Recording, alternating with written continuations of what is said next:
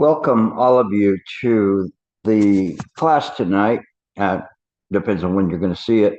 But in any case, you're welcome to be here. We will start with a bow and a recitation of the four great vows. Please join palms, bow. Four great vows. I vow to deliver innumerable sentient beings. I vow to cut off endless vexations.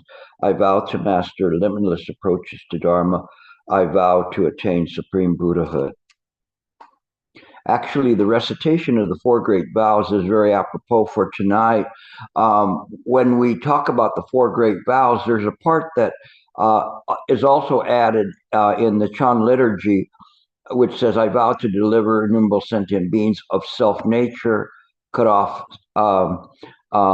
vexations of self-nature, practice limitless approaches to self-nature, and attain supreme Buddhahood of self-nature.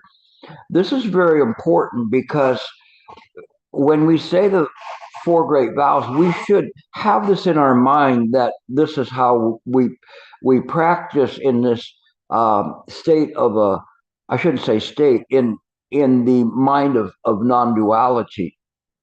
And this is the true mind. I hesitate to say your true mind, or you might think that your body possesses this true mind, but in fact there are no possessions whatsoever, either by mind or by body, of this present moment of the Buddha. And the Buddha is this ability to transcend the idea of egos, lives, personalities, or beings, and simply let the mind rest in the Buddha mind. This is not so easy for us to understand. It's difficult for us because if we have a backache, you go, oh, my backache. Or if you have a victory or something, you're going, yes, I succeeded, or whatever it is, or a sorrow, it's my sorrow, or whatever. And we're constantly falsely certifying the existence of ourselves. But it isn't in this way. Recently, I've been writing articles that show about emptiness and also about non-duality. And as it is, I've discovered the sutra that was recently translated from Tibetan to English from the 84,000 reading room group, called The Perfection of Wisdom, Kauśika, and that's Kausika. And Kauśika is the name of Sakra, and it is the Buddha in this sutra, and it's a very small sutra that he's speaking to this Lord Sakra, and essentially it equates the characteristics of the perfection of wisdom with the characteristics of all phenomena, and 5 aggregates, 5 elements, 10 perfections. In this way, the sutra places a particular emphasis on the non-duality of conventional phenomena and emptiness. So there's an emphasis in inviting you to contemplate this non-duality, because I can sit up here all day, all night long and tell you it's non-dual, non-dual, non-dual, but so what? Can you penetrate it? Can you really penetrate it? Saying the words, saying the phrases, it doesn't matter. What matters is your penetration, your self-absorption of this, and you have to have faith that it works. You have to understand how it works, and then you have an opportunity to really practice. And here we're talking about perfection of wisdom. And if you've been hearing me for several months, that's all I've been talking about is perfection of wisdom. And here, the perfection of wisdom, the attention is on the non-dual. This particular sutra came about around the change of the millennium, between 1 BCE and and 1 CE, probably a little after the change of the millennium. So it's quite old, and it parallels the Astashastrika Sutra of 8,000 lines, and another one of 18,000 lines. And it's very similar to the Heart Sutra in that it is a mini sutra, which is more of a manifesto of things, or a recap. We could say it could be an overture to the Perfection of Wisdom Sutras, because it covers what the sutras are about. But here the emphasis is not necessarily focused on the emptiness, although the emptiness is there, and you'll see that in the sutra. But it is in the non-duality, and how non-duality then begins to it's hard to find the right words for this, point the mind's attention towards contemplating the emptiness of non-duality. And so as we see it in this way, it also is the precursor to, for instance, the Dharmata Vibhaga treatise of Asanga, and this distinguishing intrinsic nature from, distinguishing phenomena from its intrinsic nature, but it comes at it from a different way. Rather than to distinguish it, it distinguishes it in the sense that it's non-dual, and puts it all into the same bucket as mind, and we'd have to call it an infinite bucket. But it is in this way where it's looking at things and saying it's complete the way it is. This distinction or discrimination in mind, this is something that's a convention or a conceptualization of what mind is, but it really can't serve as to define mind, or that we discriminate and say this is an illusion and this is real. It is taking all of that which we believe to be an illusion and what we believe to be the mind ground, and joining them in the most logical way in terms of doing this, and using this impeccability of breaking through the idea of conventional thinking or conceptualization, and allowing the mind simply to rest in the present moment. And that's what's important in terms of this. So we'll get into this. Pages here.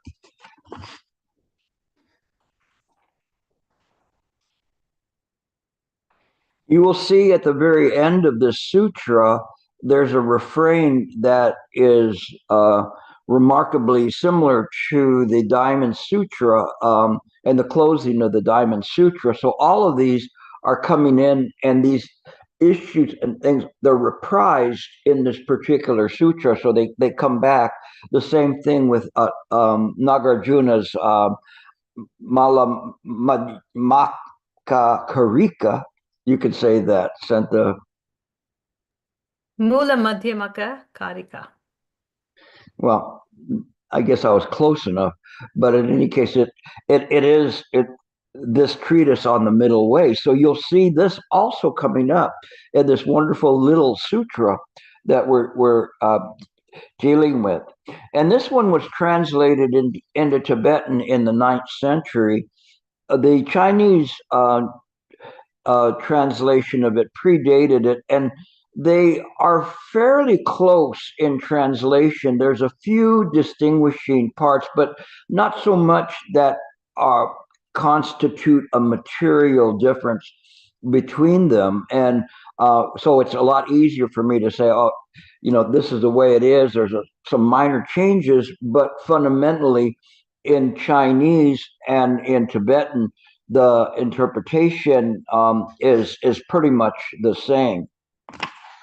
So now, again, this is a sutra on non-duality, And so we'll begin. I'll kind of not read it word for word, but jump to the important parts for the sake of getting through it. Hopefully I can get through it. It's short enough to do that.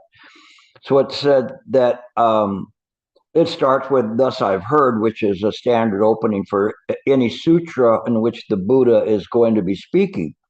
And of course, as usual, there was a whole bunch of people there. I should say people, bodhisattvas and disciples, thousands of bodhisattvas, it says. And very interesting because it says many hundreds of thousands of bodhisattvas, all who were youthful. So it's kind of an interesting thing here because they're saying they're all youthful. It would be the difference between somebody going to a Rolling Stone concert and a Taylor Swift concert. You wouldn't call the people going to a Rolling Stone concert youthful. And people from Taylor Swift, they're all young, bouncing around and everything. I guess the people in Rolling Stone concert can bounce around for a while until they have to check their pulse. I'm speaking of my own generation. But the youthful here is because this is the dawn of Mahayana. And so they're distinguishing this from the study of the elders. And they're saying, oh, and by the way, everybody was young here. And so they're catering in this to a more open audience, a younger audience, rather than somebody that's is very old. So then it starts.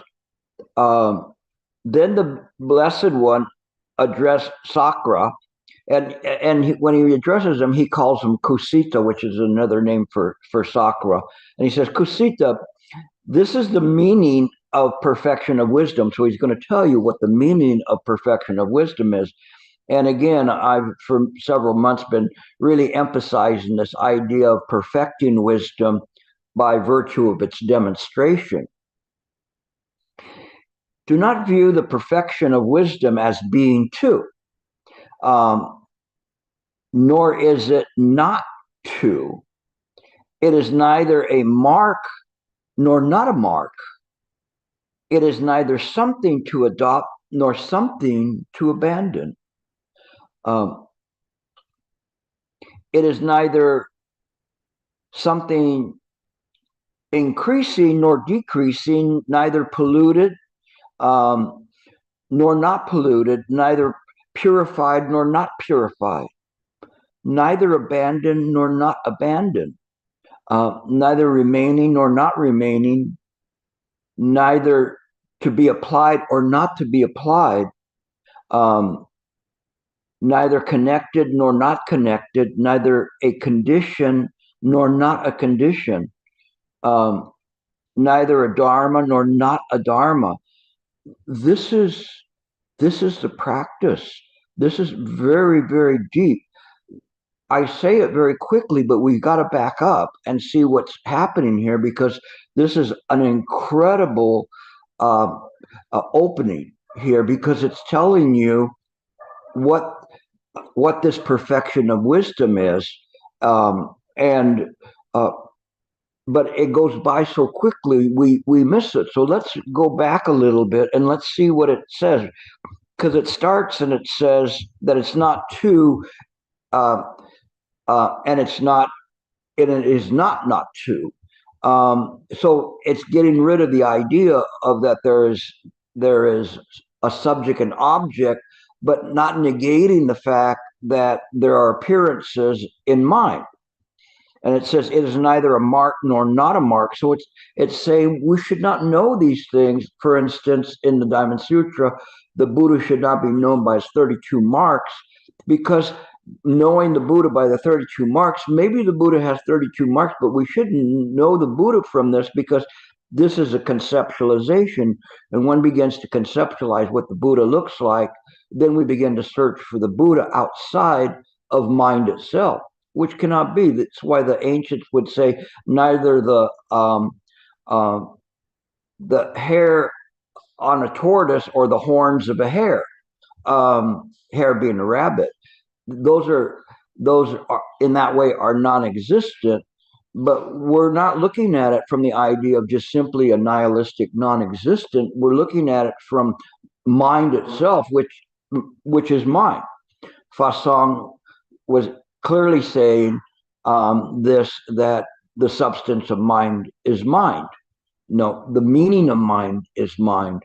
And these are very, very important because this kind of a demarcation from him in looking at the Huayan Jing in this way shows that there is this practice beyond a practice. And I've been mentioning it to be not so much as a practice as a means to an end, literally to an end, but as mind itself and the proper demonstration of mind adhering to its function. In this way, whatever mind does, it clearly follows its function. There's no thought there. There's just simply the intrinsic nature of mind does this, and the intrinsic nature of mind demonstrates the paramitas and the 37 factors of enlightenment. And so we begin to come and allow the mind to come to this rest. And it says it is neither increasing nor decreasing. Well, that's from the Heart Sutra, right? It doesn't increase or decrease. You have to think about this. What does that mean? Increase or decrease? If I pass away, which I will someday,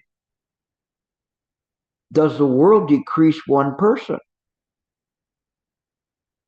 If I'm reborn, does the world expand one person or increase one person? It isn't in this way. We don't see that because this is beyond the idea of conceptualization or imaginations. So the mind simply is resting in the present moment, seeing things just as they are. Whatever manifestations arise, they're all created by the mind. So we see the world differently. Here you have to really listen carefully from your heart. Don't try to cogitate or think about this. Really just let the mind come to rest, and you'll see with the mind's own perception that this is correct. It is neither polluted nor not polluted. No, because we can't say, all right, it's polluted because this person is a killer or murderer. Um, um, it's cause and condition, it's illusory, but then again, we cannot say it's not polluted because for instance, the Queen Sharmala Devi's Lion's Roar Sutra talks about these latent defilements that are there.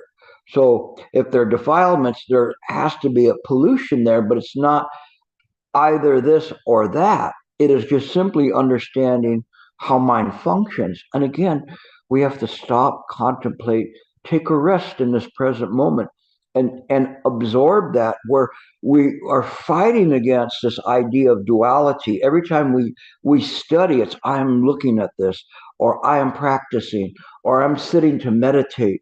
Whatever it is, there's always this I there.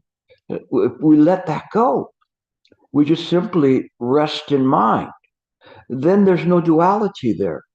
But we always are churning things up. We're always seeing it from, oh, I have to understand this.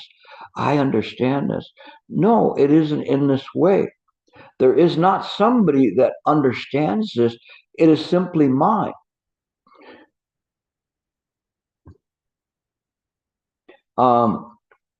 Neither remaining nor not remaining. This is very deep. It's something remaining. So when we think, oh, if we get rid of all the illusion in the mind, what remains is mind. It doesn't work that way. Where would the illusions go? They're created by the mind. They're not created by the ego. Ego is created by the mind. That too is an illusion. And so when we see things in this way, then we begin to understand that we start shifting the idea of an ego or a personality over to a projection side. we cannot use it to establish a foundation for our practice. The sutras talk about this being like a castle in the sky. There's no foundation there because you can't produce the ego and say this is real in this way. That's the very first lesson of Bodhidharma to Weka. Bring me your mind. And he couldn't bring his mind to him because he was thinking mind like ego that was unsettled. But there isn't not such a thing. This is basic textbook Mahayana, Ekayana, just the thusness of mind. But it doesn't purge the mind from illusions. It illuminates them. So illuminating them, seeing that, then you just go, oh, I see. It's like you're entering a dark room and you turn on the light. And then you see, whether it's orderly or messy, that's there. But nevertheless, it is the mind's own room, not your room. You may have been responsible for creating a mess, but you're not really. It's mind that is responsible for that. This is not easy for us to understand, right?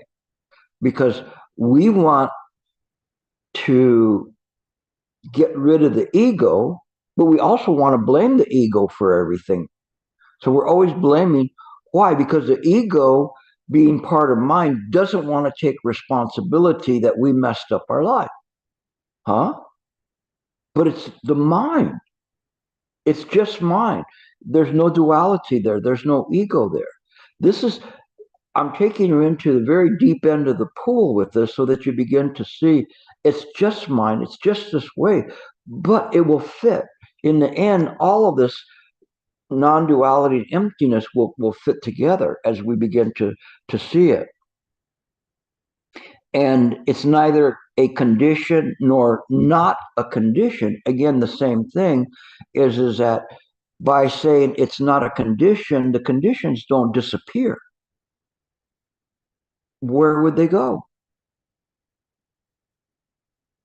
But we cannot say those conditions are real per se because they're illusory, but nevertheless, that illusoriness is the mind's own dream. It is not your dream. When you go to sleep, you are not dreaming. You think you're dreaming. Oh, I had such a great dream the other day. I dreamed that I won the lotto. No, where's the ticket? I don't know. I looked all over the bed and I couldn't find it. No, or I had a dream something was chasing me. No, it doesn't work in this way. Everything is mine. Whether we say that it is a good thing that happened or a bad thing, neither sacred nor profane, it is just mine. When we begin to view the world in this way, then we begin to truly come close to the heart of the mind. Now we continue, and it says, neither the limit of reality nor not the limit of reality. Is there a limit to reality? What is the reality of things? Do you say, this dream I had yesterday, that wasn't reality. The limit of my reality was when I finally fell asleep and everything else was a dream. Can you say that? Well, then who was dreaming? Was the ego dreaming or was mind dreaming? Is mind dreaming now? Is there a limit to it or not a limit? It is beyond such conceptualization. It is just simply the thusness of how mind works. But this thusness doesn't demark that there is a time frame there. Like they said, there a mark or no mark. It isn't in that way. We might measure and say that was a long dream, but how long, in fact, was it? We don't know. So this is a dualistic way of looking at things, where when we see things simply as mind, then we are, I hate to say this because I was going to say we are closer to mind, but no, that's dual. Mind is closer to mind. Mind is closer to not being bound by these attachments of its own making. You see, it gets to be very tricky. But what one in mind creates, one can so-called uncreate it, can change it in the next moment. Similarly, Kauśika, the meaning of the perfection of wisdom is as follows. So now it's going to say more about the meaning of the perfection of wisdom. As all phenomena are fundamentally sameness, and when we say they're fundamentally sameness, is that they're empty. All phenomena are empty. So we understand this. Now we're trying to establish a beachhead in terms of the realization of mind. We're saying all this phenomena is this way. Why? Is because it's impermanent. But we could say it's impermanent, but not impermanent, because no matter what, the phenomena at one point existed, but it doesn't exist. Even when it was existing, it wasn't existing because it was a dream. But that dream belongs to mind. So we can't say it exists or doesn't exist. Crickets? You guys okay with this? I mean, this is going very deep. This is when we go this deep in terms of the Dharma. It's profound, but it breaks through. You can do this. Just pay attention. Don't fall asleep when I'm talking. Okay, you really have to use every bit of your wakefulness right now, this non-conceptual wakefulness, to be there. Okay, because I'm doing this and it's flowing out, and I may, it's like some of you kind of holding on to the horse, and some of you just barely holding on to the tail of the horse, and but hang in there. Okay. So it says, are fundamentally sameness. The perfection of wisdom is itself sameness. So the perfection cannot be other than sameness, because it is the perfection of wisdom to see everything as fundamentally empty. The sameness of things, they all are permeated with this nature. I had mentioned Fasang a while ago, and he had a very good analogy in which he used a golden lion. And he said this golden lion has certain properties. The golden lion is made entirely of gold. If you cut it open, there would be gold all the way through it. On the other hand, it also reflects the image of a lion. So which one is real and which one is not real? And he was bringing this up so that people could abandon the idea of duality. It neither is or isn't. And that doesn't sound like an answer. In samsara, it is not an answer, but in the absolute, it makes perfect sense. Whether one says it exists of solid gold, or that it exists as being a golden lion, nevertheless, they're not different. They all have the sameness within them. If we had a golden tiger, it would be the same thing. It still has the sameness as a golden lion. And there's a conceptualization there that attempts to try to separate it. But on the other hand, there is a separation there, because a golden lion is not a golden tiger. But in between is the truth. The truth is that they exist and neither one exists. The one exists and the other one doesn't.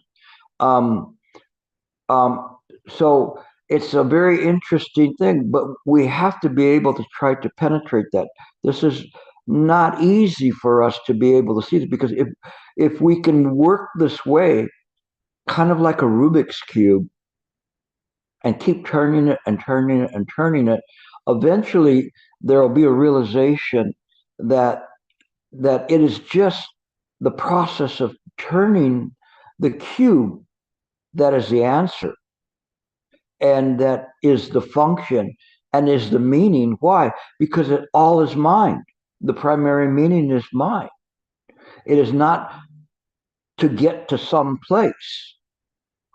It is just to know that this mind is here. Its dwelling place is non-abiding. There's no place that it's not, and there's no place that it is. Again, we have to break this illusory duality to be able to break through the conceptuality of all of that. Okay. As all phenomena are profound, the perfection of wisdom is itself sameness. So, because we see things in this way, and we see that that all phenomena are profound, then we see them all the same way. But then it says, as all phenomena are isolated, the perfection of wisdom is isolated. So it's very interesting, because when we see this and see, what does this mean, that the perfection of wisdom is isolated? As all phenomena are immovable, the perfection of wisdom is immovable. And I often say, to distinguish phenomena from the absolute, it is the absolute does not move. But here they take it a step further and say, even if it moves, it's not moving. It's a stillness that's there. And then when we understand that, we are no longer trapped in the idea of distinguishing the phenomena from its intrinsic nature. We know by virtue of the function of mind, there's an appearance of movement, but in fact, it's just simply mind itself. These are not contradictory, but if we keep looking at it from the idea of duality, we can easily be befuddled by this kind of a apparent contradiction. It's only apparent contradiction in samsara, but these kinds of contradictions, when one passes through to the absolute, they're resolved, and they're irrevocably resolved in a way in which mind is clear.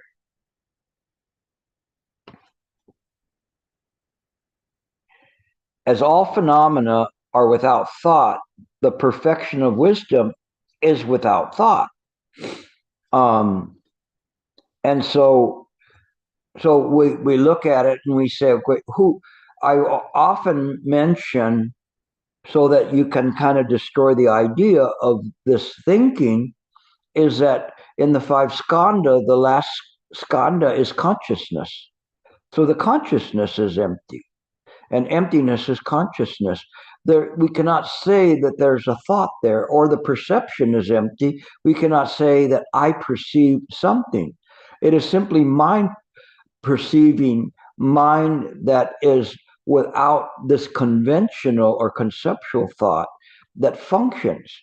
We can't understand that. We can't make that leap. We don't have the faith to be able to do that. But little by little, as one listens, then one is able to transcend that. And I really hesitate to use the transcend word, but essentially what it means is just the self-absorption. There was a student in Switzerland that practiced very sincerely, and he literally leaped past unified mind, which is very, very difficult. And he went right past unified mind, and then boom, he was in uncharted territory.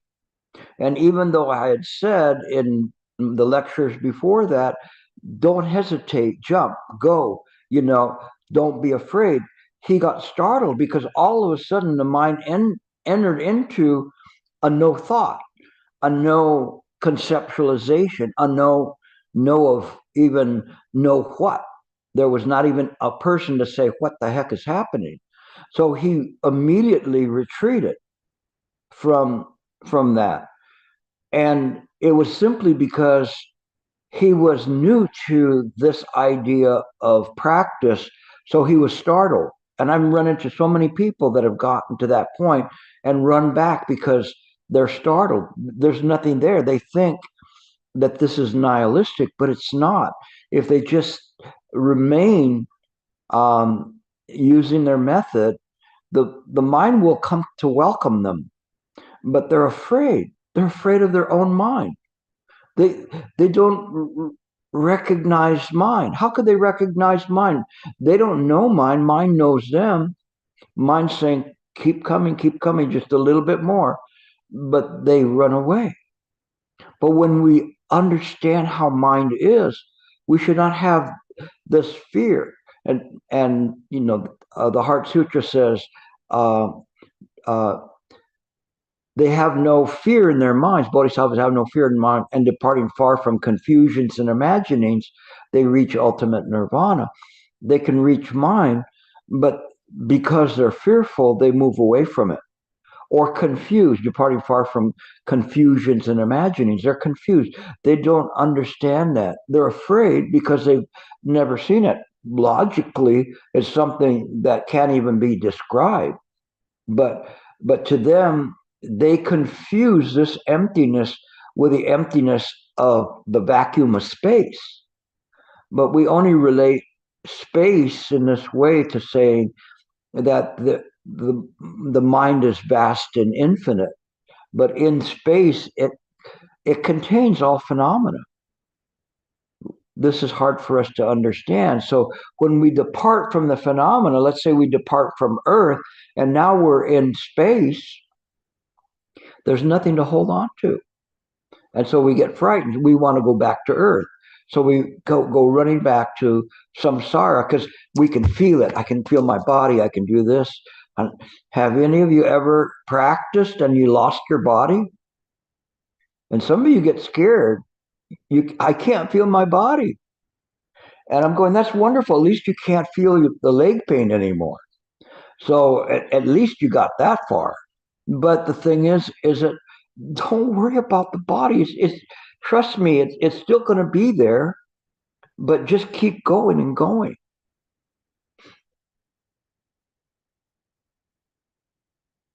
And it says, as all phenomena are without thought, the perfection of wisdom is without thought. As all phenomena are free of fear, the perfection of wisdom is free of fear. We were just talking about that. This is the point. You have to be free of fear. Just keep going. As all phenomena is free of anxiety, the perfection of wisdom is free of anxiety. Anxiety, fear, they're conceptual. Who's going to be afraid? No. Who's going to be there and saying, run back, Frady cat, you can't go this way. And you go, that's right, I got to leave. Who's even talking? Who's a fraidy cat? You can't do that. You just have to continue on, and don't worry about anything. Nothing cataclysmic is going to happen to you. Sorry. So let's see here. All phenomena are of one taste. The perfection of wisdom is also of one taste. As all phenomena are unborn, the perfection of wisdom is unborn. All phenomena are unborn.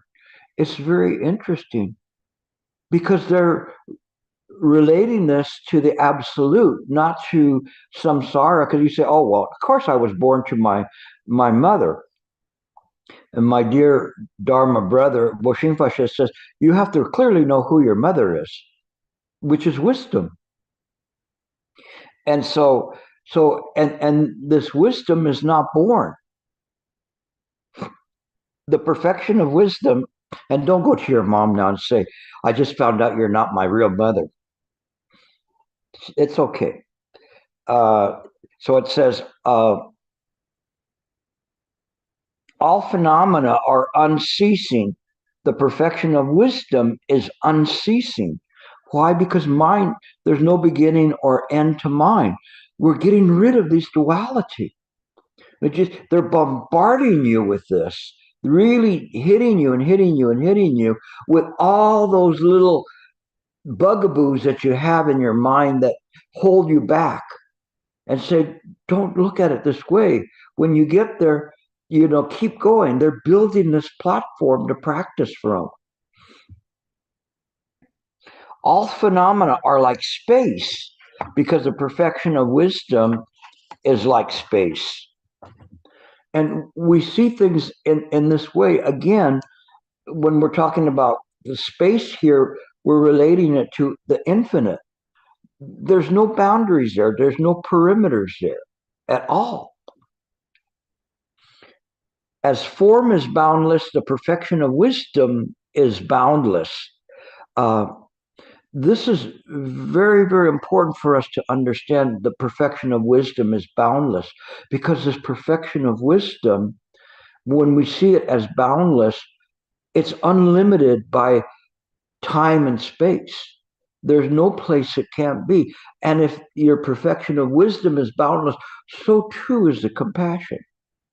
This is the real essence of it, because your compassion is unbridled, unlimited.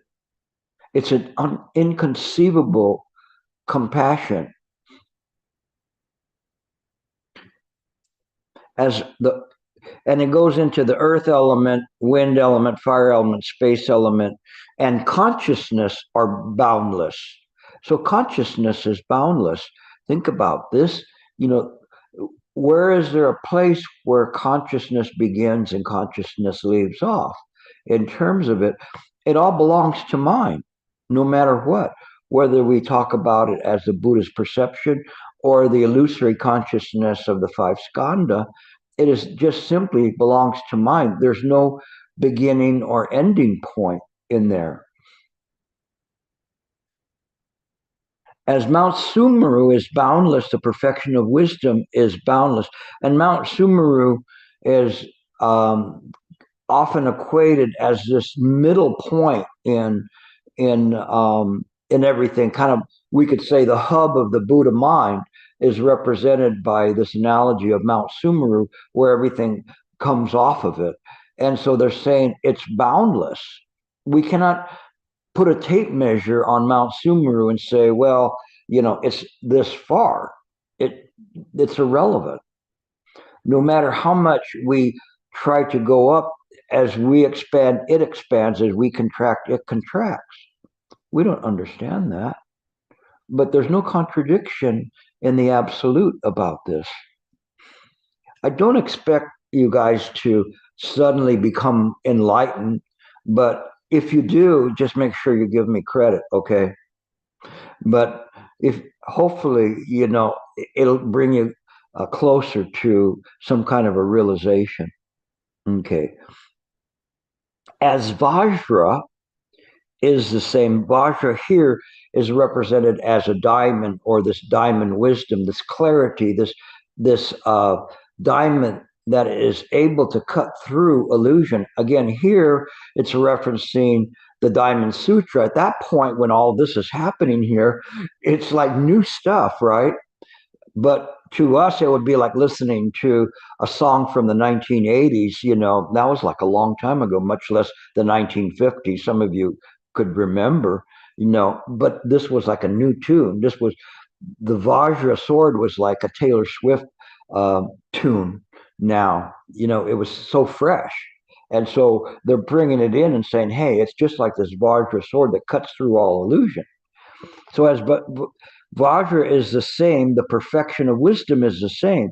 As all phenomena are undifferentiated, the perfection of wisdom is undifferentiated. And again, this is going to the Mahaprajnaparamita Sutras, and this undifferentiating and undiscriminating of mind, where nothing can be picked out and say this is separate and apart from this, nor can we say that this and this are the same. There's not two to become one, because there's not even the one. And so then, as all phenomena are the same in lacking anything to be dispelled, I skipped a little bit. The essential nature of all phenomena is beyond apprehending. So the essential nature, we cannot grasp at it. The only way it can be grasped is by virtue of some illusory sentient being in samsara. But that wisp of a ghost cannot hold anything. It is just an illusion.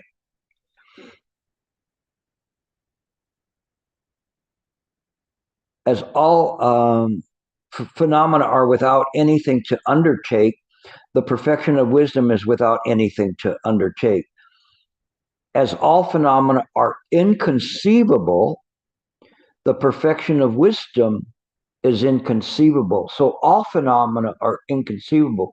We think, do you know Gilbert? Oh yeah, I know Gilbert. No, I don't even know Gilbert, much less you. So you go, what? That doesn't even make any sense. It makes perfect sense from the other side, from the mind side, that we see that the phenomena is inconceivable. Why? Because how do we define phenomena? If the phenomena does not have any intrinsic fundamental existence, a permanent existence, the only permanent existence it has was that it was appearing in mind as phenomena. But because of that, it's inconceivable, because we can't think like, well, then it is or is it not? And it isn't in this way. There is no isn't, and there is no is. What Master Huineng said, there's no what of what. And you go, what? There's no what of the. It sounds very confusing, but if you look at it and you just keep playing it over and over and over again, you'll understand it's referring to not clinging to a life or a being or a personality. Mind doesn't need to give it a name. Mind doesn't need to do anything. It's mind. It's inconceivable.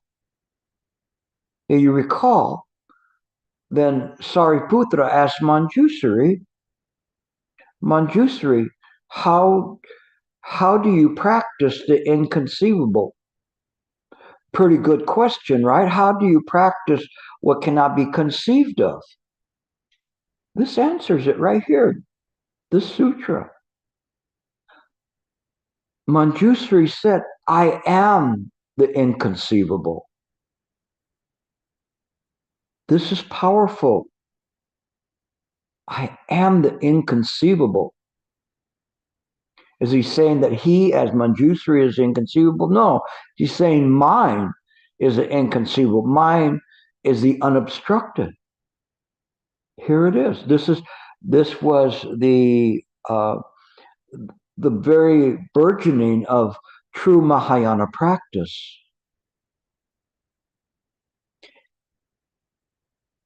Similarly, as the perfection of giving, the perfection of, and then he's going to go through different ones.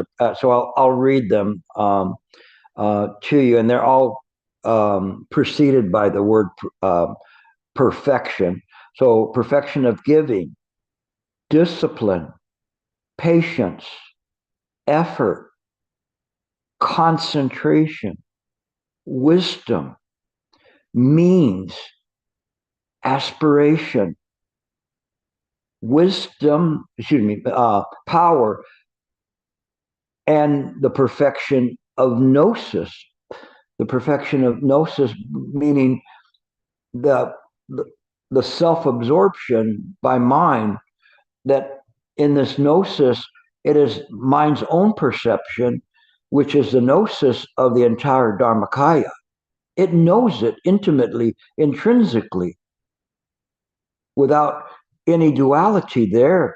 Just as you know your own body more than anybody else would know the body, you know your own body. You would know where there's a pimple, a birthmark, whatever on you. You would know it intimately. And the same way, mind sees things without the idea of a duality. It doesn't say, oh, that's my pimple or my birthmark or whatever. It doesn't have to do that. It just knows it and looks at it and says, oh, there it is. Without any idea of duality, it just knows its own body.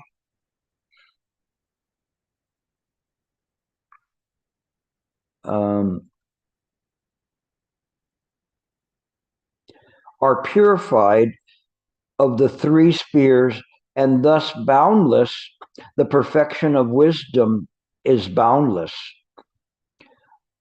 The so-called, and this idea of boundless, I think, is very helpful, because if you contemplate infinity, it's a very, very good way to practice, to just contemplate infinity. If you get an answer, it's kind of like trying to answer a what to.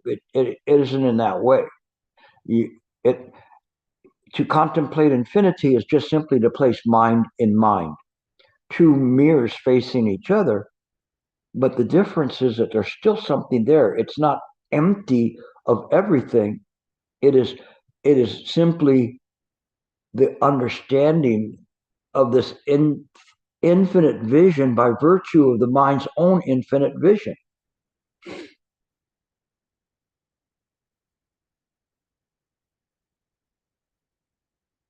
So it says the so-called perfection of wisdom consists of 18 kinds of emptiness. So now they're going to talk about 18 kinds of emptiness. And again, I will list them.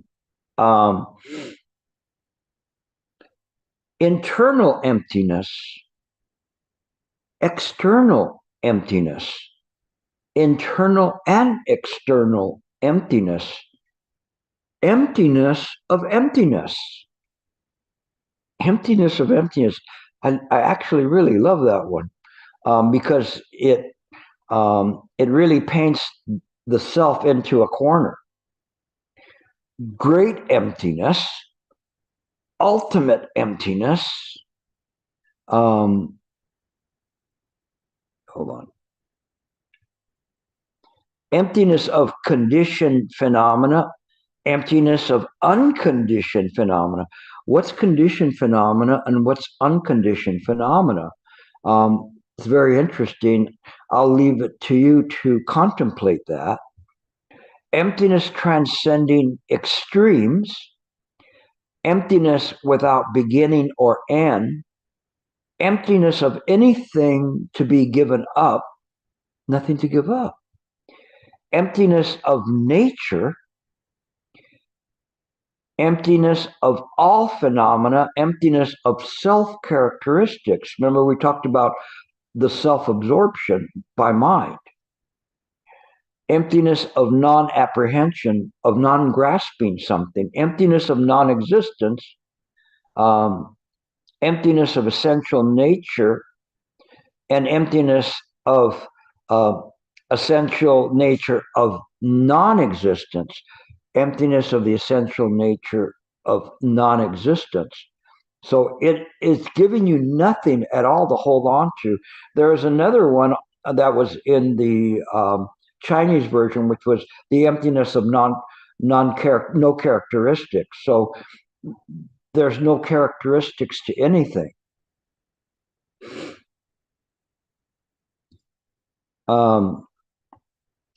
In short, such emptiness is called the perfection of wisdom. So when one places the mind within mind, this is the emptiness. And these kinds of so-called characteristics actually are non-existent, but they're existent at the same time, right? I mean, it just follows that it goes this way, but you're going, Gilbert, you're just playing tricks, No, it's your ego that plays tricks on you. Don't blame me. Blame yourself for coming up and doing, but the foolishness of blaming yourself is there's no self. It's just mind. And if you awaken, nobody takes the blame. Not bad. But you live lifetime after lifetime taking blame, taking praise. There's no end to it. Like a star, a cataract, a lamp, a magical illusion, a dewdrop, a water bubble, a stream, flash of lightning, and a cloud viewed conditioned things in this way, or view conditioned things. Now, this is very interesting because this is from the Diamond Sutra, but this is the Tibetan interpretation of the final verses in the Diamond Sutra. They're very similar to the ones from the Chinese version, but just a little bit different in terms of that. But the emphasis is on that these things are fleeting images, an illusion, a phantasm, or a dream. And I really invite you to explore contemplating dreams and seeing this world itself as just a possibility, maybe just a possibility that you're living in a dream right now. And compare a dream when you so-called sleeping and dreaming to this moment right now and say, is there that much difference between them? What is there, and what's the proof to say that I'm not dreaming right now, but when I'm dreaming in my sleep, I'm really dreaming? Neither ceasing nor born, neither annihilated nor external, neither many nor one. Again, that's why I was saying neither many or one, is because where the one returns to, we cannot call it even a one. Neither coming nor going, no tatha gatha, no tatha agatha, thus come one or thus gone one. Peaceful because elaborations are pacified. To one who teaches this dependent origination, to the perfect Buddha, the best of speakers, I prostrate. The Blessed One, having spoken thus, the Venerable Saradvandiputra, Chakra, the Lord of gods, and the monks, bodhisattvas, and the world with its gods, humans, ashura, and Gandharvas rejoiced and praised what the Blessed One had said. So this concludes the perfection of wisdom, Kauśika. So it's a very short sutra. It's just loaded with atom bombs to blow away any idea of any conceptual thinking, including you conceptually trying to think of the not conceptually thinking. And not a single thought was harmed or destroyed in all of this. Okay. So that is the sutra. I even had 1 minute to spare. Not bad. So only took me, I don't want to tell you how long it took me to prepare for this, but in any case, that's it. So I'll take questions. You have to speak loud, please, because I'm using some funky hearing aids right now because mine are in the shop.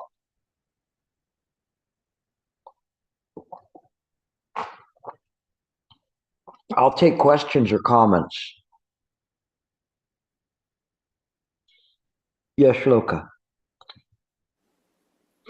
Hi, Gilbert. It's really nice to have you back, and thank you for the lecture. Can you hear me all right?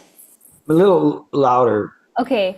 I had a question, and I think you already answered it in this lecture, actually, because it's about fear. But I thought I'd still ask it because it's been coming up. And it's about different lifetimes, having different lifetimes within mind, because I watched a really beautiful film called Being Human that made having different lifetimes so much more vivid. And it feels like that's just now being processed for the first time. And in processing that there have been past lifetimes and ones yet to come in the future is, I think, shifting how things are related to in the present, and it makes the function more clear, but it's also a little bit overwhelming, and that's where the fear came in because of all the unknowns. But I guess that mind knows that the intrinsic nature of the mind is pure and non-dual, and that wisdom and compassion is our true nature, and so that it'll be okay, and it already is okay. But I just wanted to ask you about this because it's come up, and I was just wondering what to do with it. I think it's good for you to work with it and contemplate it. When things like this get stuck, you just have to examine it. It is like, how do we rectify or justify the idea of compassion in the practice, and where does this compassion come from? And it was, if you revisit the child of inconceivable radiance, when the child was asking the Buddha, about this and saying, well, these are illusory beings. Why would you have any compassion, or you're just, that's foolhardy because they don't really exist. This part of the practice is something that you really need to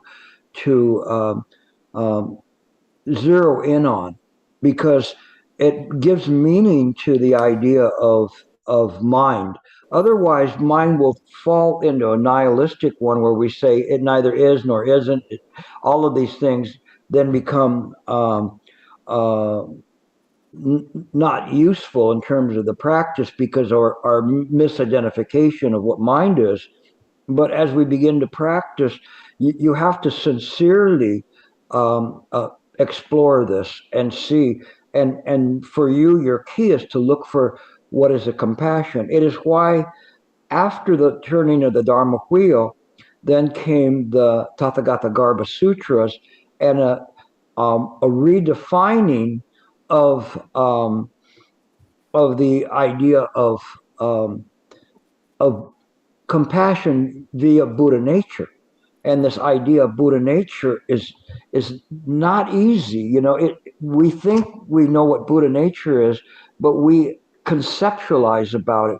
But it is the very virtue of mind that does it. That's why go back and read that, and that will direct you in whatever you're doing, because that's your key right now, is to make the transition between a conditional compassion and unbridled compassion. When you make that transition, it will really literally blow your mind. In the parlance of the 60s, you will not be there anymore. Just mind will be there without contradiction, and the clarity of what that means to have unbridled compassion. You're right there. You just need to practice in this way. I don't know if I answered your question completely, but I answered it in the way I wanted to answer it for you, what you need to hear. Okay? Yeah, thank you. So practice hard, to have compassion. Some of you have a very good wisdom and study and everything. And I started that way, but it was actually the compassion that was hard for me to draw out. And that came much, much later than the wisdom did. And it's not easy. Some of you already have a natural compassion. When I see you right away, I know you've been practicing before just by the compassion that you have. Looking at you, and I can see the ones that have this compassion right out of the box. And from practices from before, to me, I really had to develop that kind of a compassion.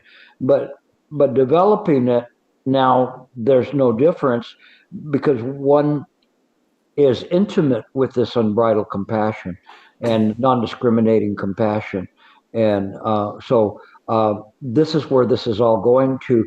By the demonstration of the wisdom or perfection of the wisdom, it naturally will illuminate all of mine. Okay? All right, Sam. Thank you. Again, speak loud because I'm deaf today.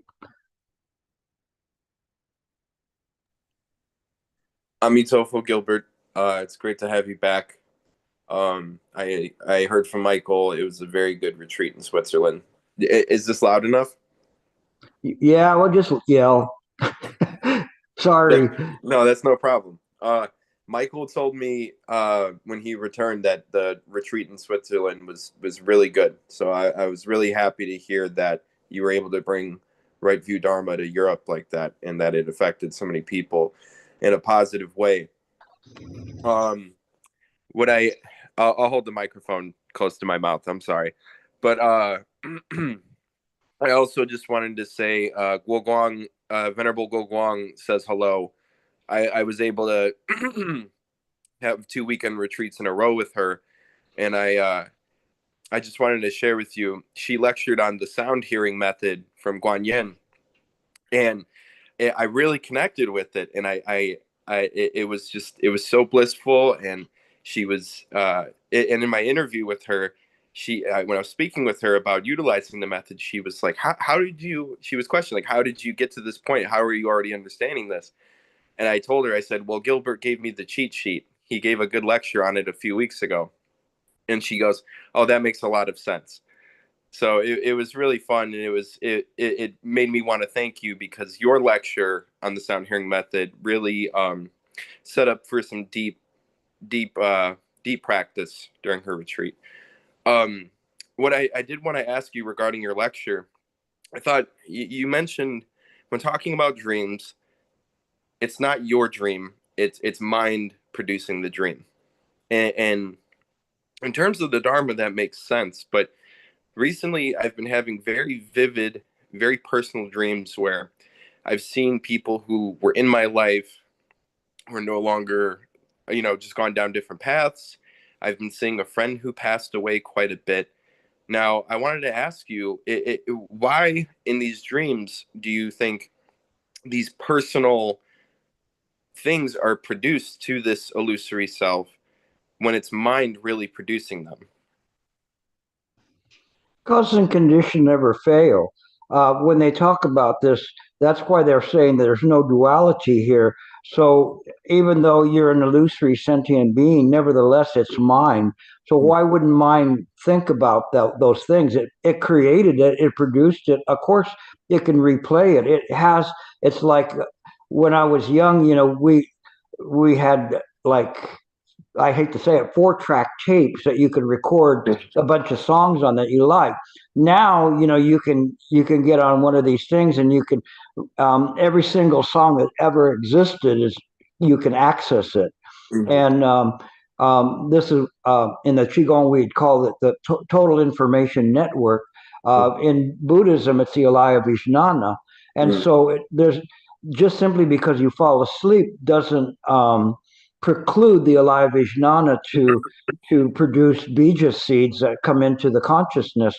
Whether one perceives that they're dreaming or a mind is dreaming, it doesn't matter. Those are still arising in mind in accordance with causes and conditions.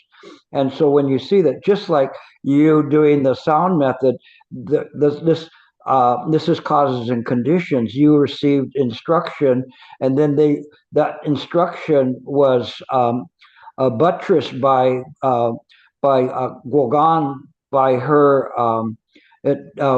reinforcing it with you, which is good. I mean, this is the way it should be. And so as we see it, we see all of that causes and conditions. They never fail. So when you understand that, never think about this is in a dream, this is not in a dream. That's why I say I defy you to look at everything around you and say it's not a dream. No, the only thing is that it's not your dream. Even if your family appears in there, they all belong. There's all a connection between you and them, an affinity that's there. Of course, they're going to come. That's more proof, actually, that mind is working. Because you're not going to have a spurious dream and say, who is that person? And the person says, well, I'm your grandma. No, you're not my grandma. I've never seen you before. You're only going to dream about your grandma. You're not going to dream about somebody else's grandma, So it's naturally working. So just process it that way, and it will work. Now you've been given a lot to have faith in mind. It's like right there, and it's right in front of you. What are you missing? And so this is how you practice, okay? You'll do fine. You've come a long way since you came in, and full of your scholastic babble, pardon my language, but but you've got a heart.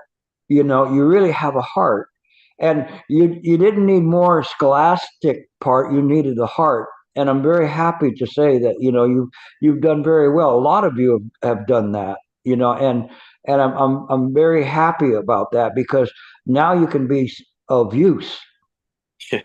Okay. Yes, I thank So you keep for going that, the way Gilbert. you're going. All right. Thank you. Okay. Jake. Hi, Gilbert. Hey. I'm holding my laptop really close to my face, so hopefully that helps. Uh, I have a small clarification question.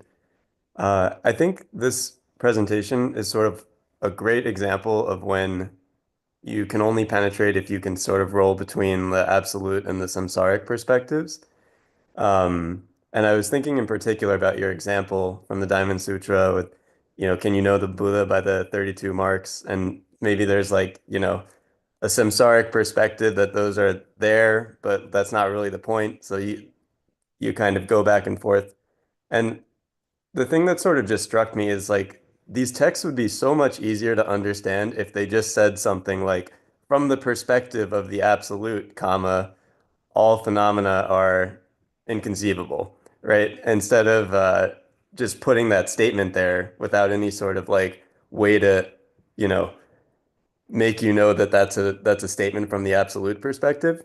And I'm wondering like why they don't do that. Does that sort of overemphasize maybe this distinction between the absolute and the samsaric, or why there isn't, why they aren't presented the way that you present them that helps us kind of see the intention of the words? this your question is a very good question, and it's the reason why this sutra appears here, because it isn't that we say everything is in the absolute, but if we fall to the absolute, we can fall into nihilism, or we can fall into a duality where there is no duality, and that's the part of you that's fighting against this and wanting to pull apart and go, wait a minute, this is real, this is not real, this phenomena is not real, but this is real, and it can't be in that way. That's why Nagarjuna presented the two truths. So the apparent reality and the absolute reality, they're not two, they're not one. They're not conceptual at all. This is a part where these sutras, they defy you to stand up to them. Not the absolute, but your ego. It holds your ego up, and it's there, and it strips it of everything and says, now what do you call ego? And that the whole function of Chan is this way, this wonderful examination from the middle, not from one extreme or the other extreme, but looking at it and going, look, there's not a duality here. This is important if you want to understand. I hate to say that. Let me back it up. If mind can penetrate through, so that the true mind is appearing, even that doesn't work because there's no mind appearing. It's resolved. The contradictions are resolved. Mind is just mind. It's just the suchness or thusness of the mind. Then it can work in that way. But we have to be very careful about the creation of dualities along the way.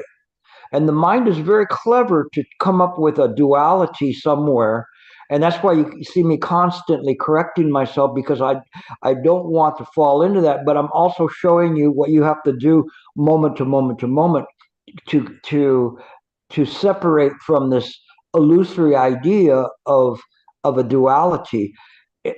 In the sutra, it doesn't negate the appearances, nor does it negate mind. It simply brings them together where there is an intimacy there, because it is just the body of mind itself, the Dharmakaya. But we can't understand it because we anthropomorphize that and say we are in the Dharmakaya, or we're controlling the Dharmakaya in that way. But the Buddha mind doesn't work in that kind of a consciousness. It works in all consciousness, but no consciousness at all, because we cannot call it a consciousness. It's inconceivable.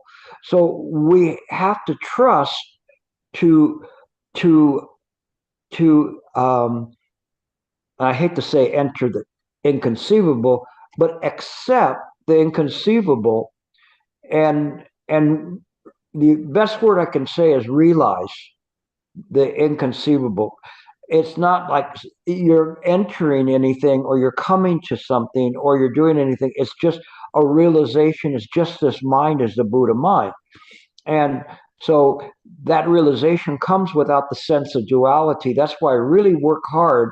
And the articles I'm posting on the Mighty Network, the Mind Work Forum, they're hitting at emptiness and hitting at duality and non-duality, and they're hitting at the idea of illusion. One's coming up soon. As soon as it gets translated into Chinese, will be the third in the series.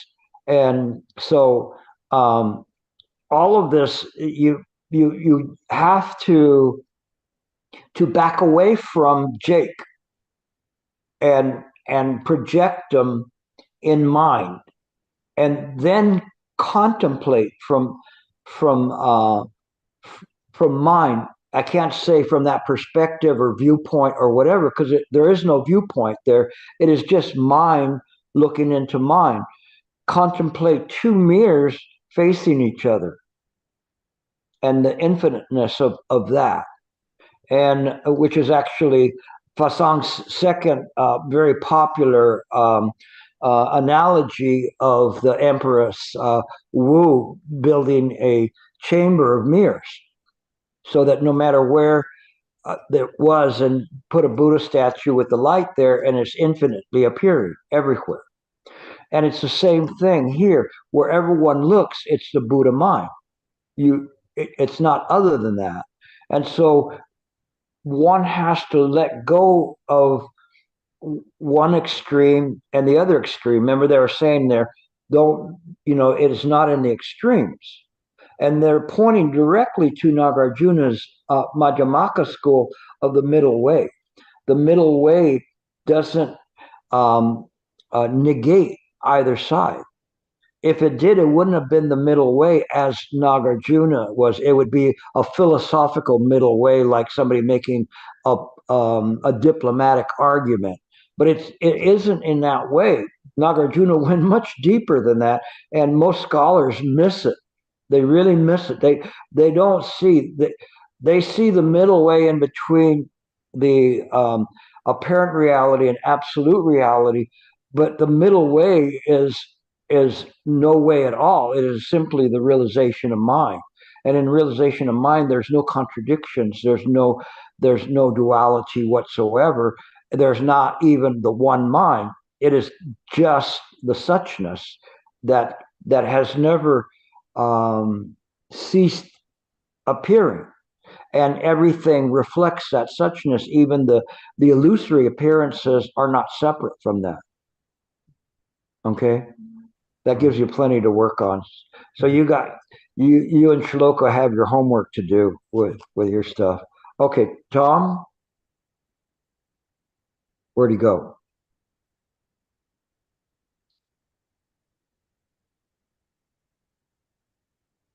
He was just there. Sorry, I forgot to unmute myself. I forgot how it works.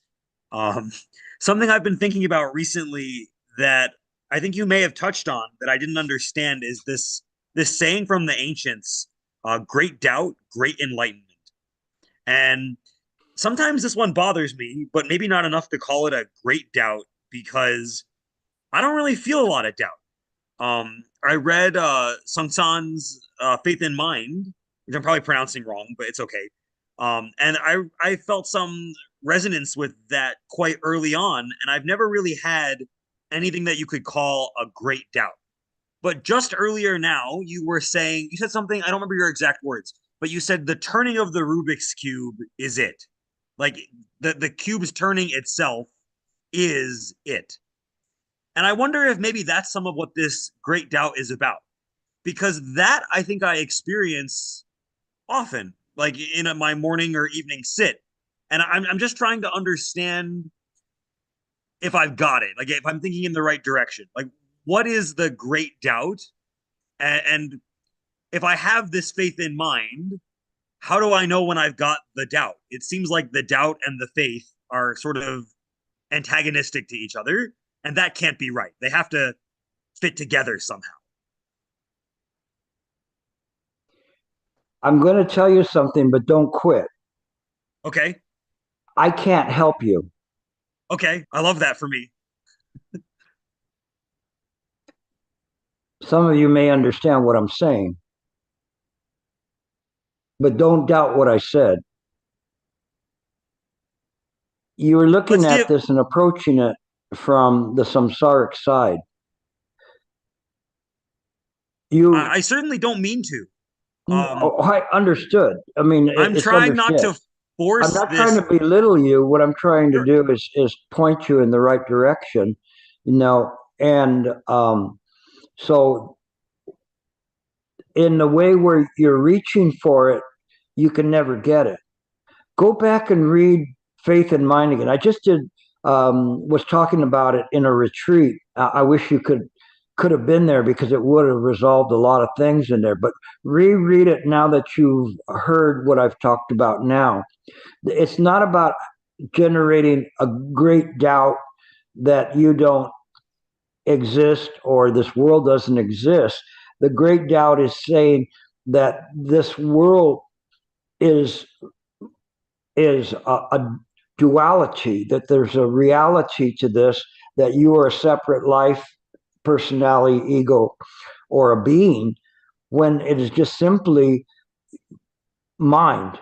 So it's the great doubt is believing that this world is not a mind manifestation of mind itself. You are not dreaming. You are not dreaming. You are a dream.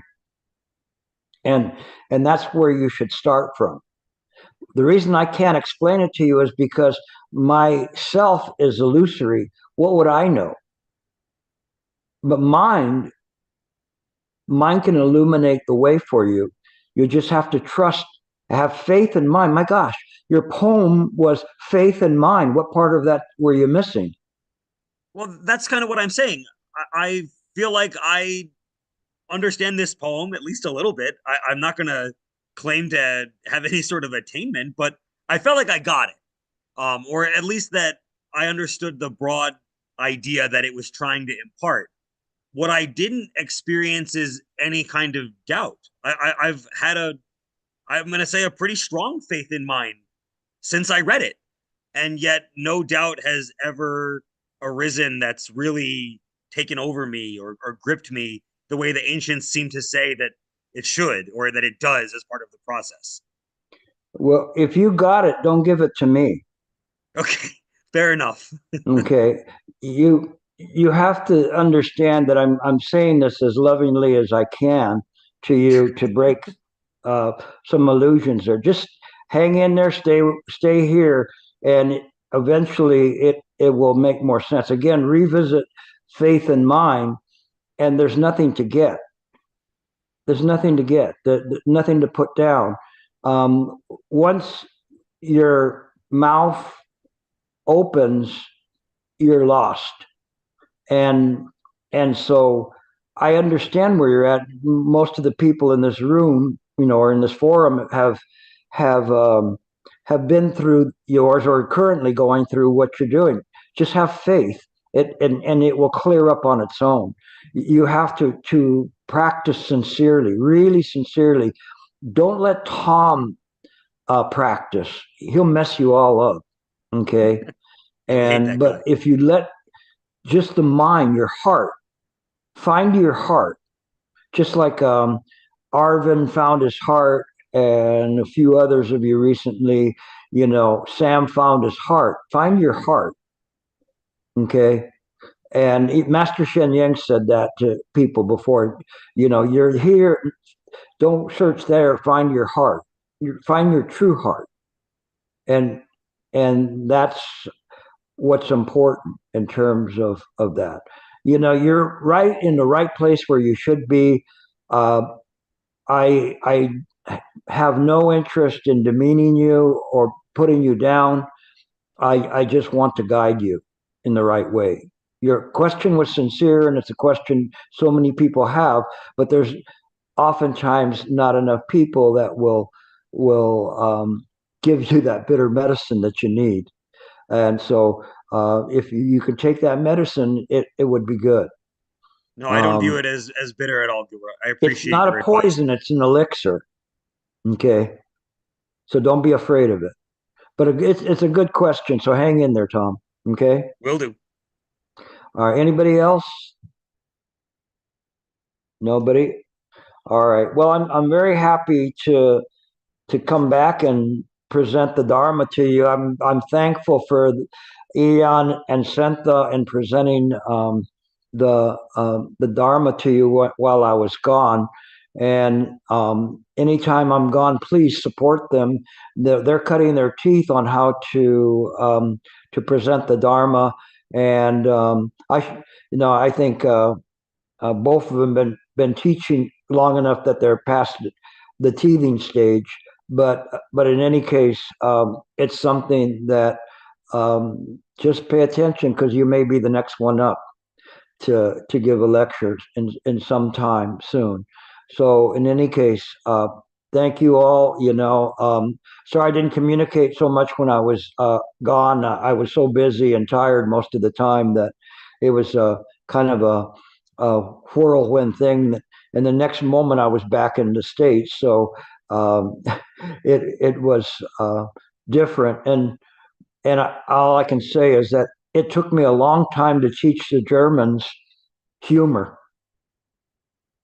But see, even Michael won't laugh at that.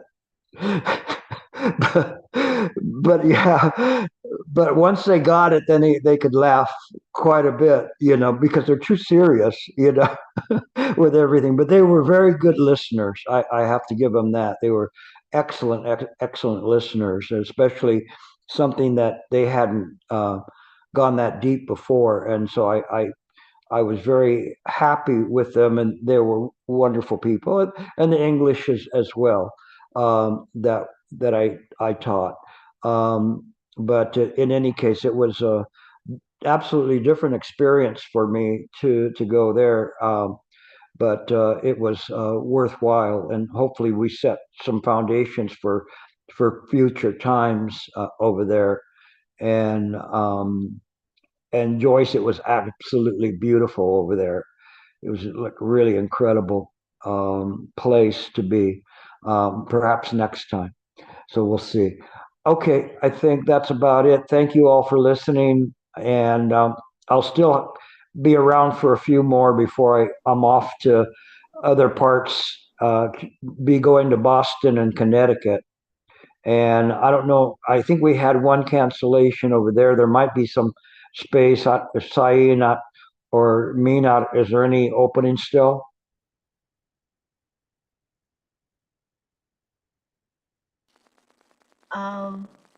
Cai Yun probably will know. Cai Yun probably will know better. And there was one opening for 7 days. There's one opening for 4 days. I don't know if that got filled or not. Okay, well, she's here, so maybe she can unmute herself. Unmute Sayin. And anyway, because I think we had one cancellation, so if we can fill it up, that's good. That the Connecticut retreat is a very incredible one. Those people who have been there can attest to it. It's a very wonderful place to do that. I think it's what's the date? It's Mina. From 12 to 18. Okay, so May 12th to May 18th, and it's just a Cyan is such a gracious person to offer her home, but she has a purpose-built John Hall in her house. It's amazing. It's absolutely beautiful. So I'm very happy to go there. I can go there and I feel very, very comfortable. I feel like I'm going home there. And there's really top flight people that are practicing over there. So, okay. So anyway, that's, and I think I'd be remiss because I think Estonia, and any of you happen to have an urge to go to Estonia, I think there's a couple of openings there too. So anyway, I'm looking forward to going to Estonia, even though I don't know where it is, except it's south of Finland. But I heard it's a pretty nice place. So we'll see. Anyi Pan, I thank him for really clearing the way for us and helping us and inviting us to go to Estonia. So I'm really going to try to give him the best I can of the Dharma over there too. So anyway, so any interest in that, let us know. Okay, I think that's it. I'll go and rummage around and see what I can find to eat. I left you with a big Dharma food plate. So good to see you. Good to see you, Sue. Hope you're doing okay. Sending you blessings. You know, you've been on my mind, so hopefully you're doing okay. So I know you've gone through some troubles and stuff, but everything is impermanent changes. So get some rest. Okay. All right, you guys. See you all later. Take care.